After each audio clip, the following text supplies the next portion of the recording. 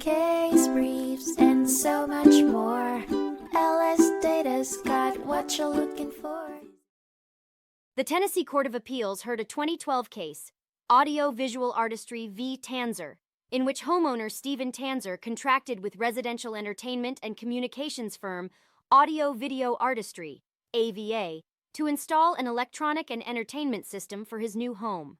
After various problems arose, Tanzer fired AVA and filed a lawsuit seeking a refund of some payments. The court applied the Uniform Commercial Code, granting judgment in favor of AVA with offsets for rejected items. Tanzer appealed, arguing the UCC was wrongly applied and damages were calculated incorrectly.